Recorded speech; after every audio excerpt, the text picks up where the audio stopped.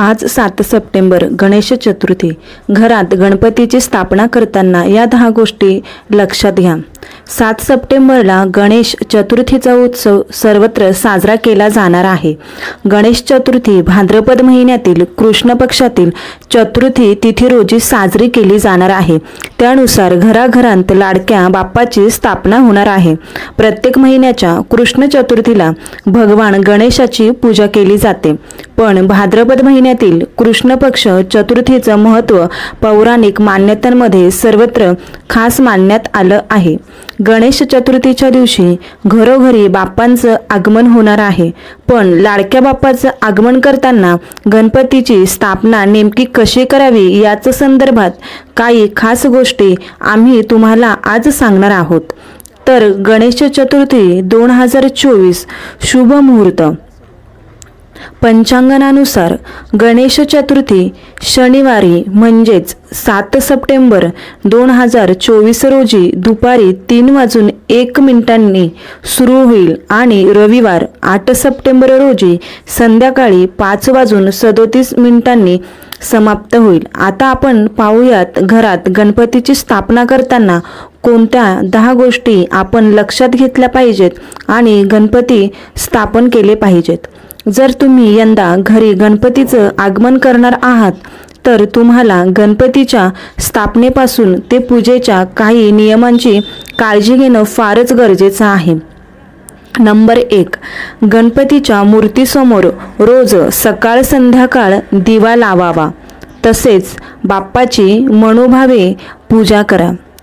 Number 2, Ganpati जितके दिवस तुमच्या घरी विराजमान आहेत तितके दिवस कमीत कमी 3 वेळा गणपती बाप्पांना प्रसाद चढवावा।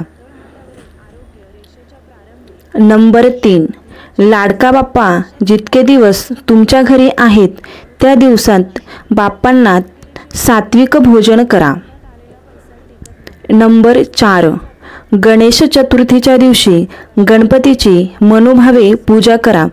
गणरायासाठी उपवास ठेवा, तसेच गणपतीला 21 मोदकांचा नैवेद्य दाखवायला विसरू नका।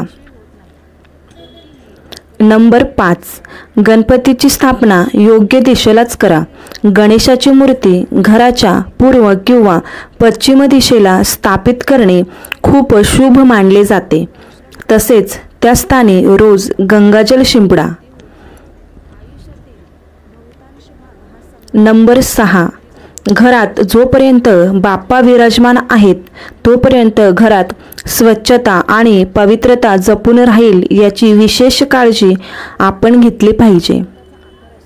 नंबर 7, तुम्ही तुमच्या आवडीनुसार कोणत्याही रंगाची गणपती बाप्पांची मूर्ती घरात आणू शकता, पण शेंदूर, लाल आणि पांढऱ्या रंगाची गणेश मूर्ती घरी आणणं शुभ मानले जाते।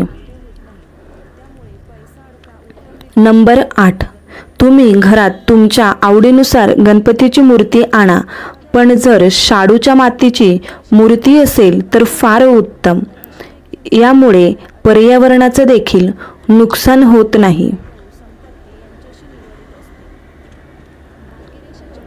नंबर 9, घरात गणपती बाप्पा विराजमान असताना घरातील वातावरण प्रसन्न आणि धार्मिक ठेवण्याचा प्रयत्न करा।